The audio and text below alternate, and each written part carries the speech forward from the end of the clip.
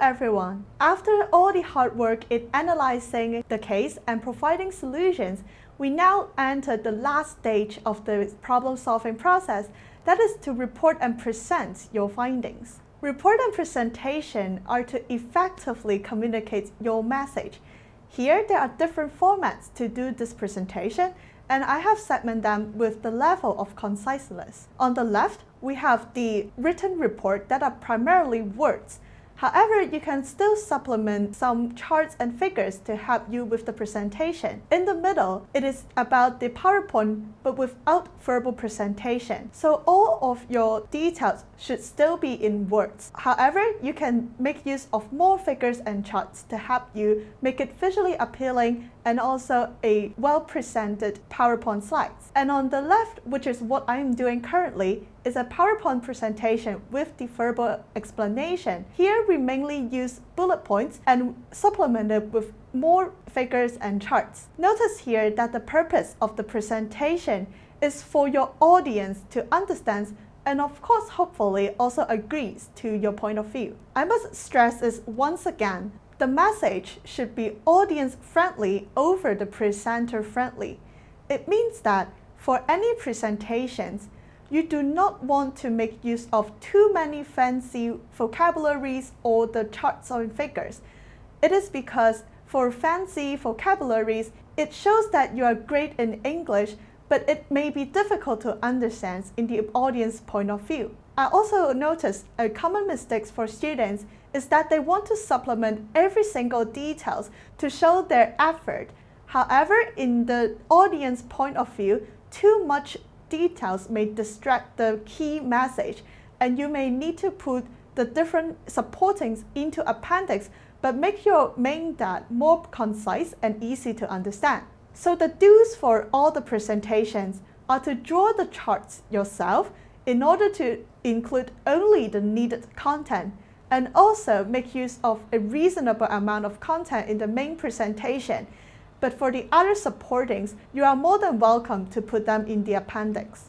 First, I'll be talking about written reports that are common in any business proposal or even in your school projects. With a general case questions, we first need to structure the case. And here, the common framework would be the executive summary, the introduction to your topic, problem analysis, recommendation, implementation and risk mitigation, your conclusion, as well as the references. Needless to say, the key of this general case question would be in the problem analysis and the recommendation. You may also come across another type of the report with a more detailed marking criteria. Here, the approach would be segmenting the structures in terms of the word count. If the word limit is 4,500 words, we first think about how much is the main content, and let's say we deduct a 500 as the buffer with 4,000 words to divide among the necessary categories. Then we do some simple multiplication to find out how much we can write for each of the items. Next, we will need to make use of a lot of subheadings in order to help us structure the presentation. My recommendation would be using short and numerical titles, as it is the most flexible in inserting sublayers. For example, for point number 3, the industry and business environment analysis, the 3.1 may be making use of the Porter 5 forces, and then you have a more detailed layer about 3.1.1 being the threat of entry, and the same applies to 3.2, the business environment analysis with the PEST model. However, an important reminder for you is that you should not insert more than 3 layers, and it would start to be confusing for the audience as well. While in written reports, it is also very important to help your presentation with charts and figures. The important elements include the figure number, the figure title, the figure itself, as well as the source on where it comes from. Using these charts, it helps you to save a lot of words to detail the description, as well as illustrating ideas that are quite impossible with words alone. For the bar chart in the middle, it shows many statistics that would be quite difficult to describe and compare when using only words. As for the figure on the right, it helped the audience to visualize what the advertisement would look like, also quite impossible with words alone. So I strongly recommend you that in any written report, you also notice where you can help insert these charts and figures to illustrate your points. So next off, we will talk about the PowerPoints that are usable for both verbal presentation or without verbal presentation. Here is a reference slide that says a mentorship program increases the chances of success for early entrepreneurs as the title of this PowerPoint. Here, we use a lot of different elements to comprise into one slide. They include the photos on the left, a colored bar that shows the different experience level with lines on plotting, matching the people into that experience bar, the description of this experience bar, and also how it works, like how the mentorship program is carried out in between the two persons. Also, there are different elements embedded that you may want to make use of in your own slide, such as the steps that says 1, 2, 3 to show the actual steps in the suggestion, as well as some more boxes to highlight the important keywords.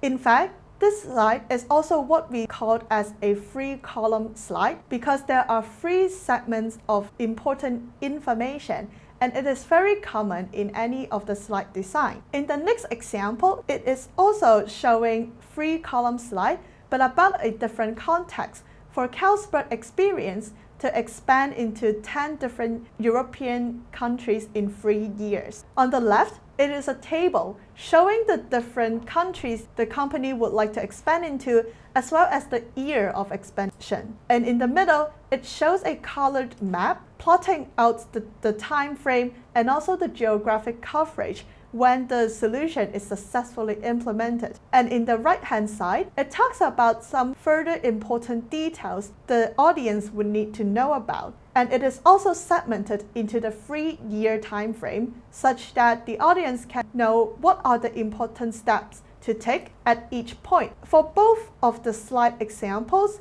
we make use of a lot of colors, the maps with also meaningful coloring, as well as some icons to help us illustrate the idea. Furthermore, there are important elements about the slides that is like the alignment.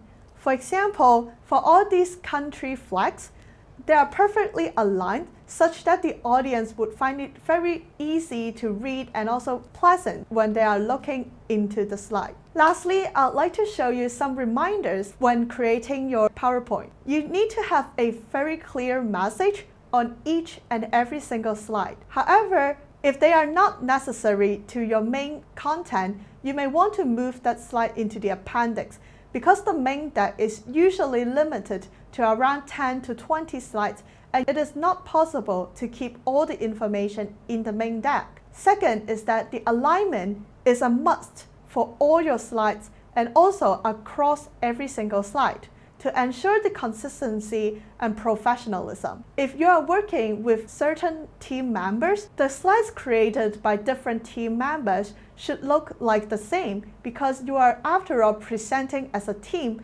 rather than a combination of different styles. The third point is that the use of visuals such as flexicons, as mentioned before, the icons, the images, the prototypes usually used as an app screen, and other visual elements are extremely important to appeal to audience, as you can see from the previous 2 reference slides. And lastly, make sure that you also align the tone color, the lines, the fonts, the font size, and the boxes. They all should be consistent throughout your presentation. That means that the title should be of the same font, the main body may be a different font, but it's also consistent throughout your presentation. Although you may think that there are too much tiny details when creating a slide that could be quite disentangled with your case cracking previously. However, these are necessary steps in order to make a professional presentation to convince your audience why they should adopt your case and also your suggestions. And I hope that with this experience, you would know how to make your professional presentation and improve your case cracking skills. Thank you.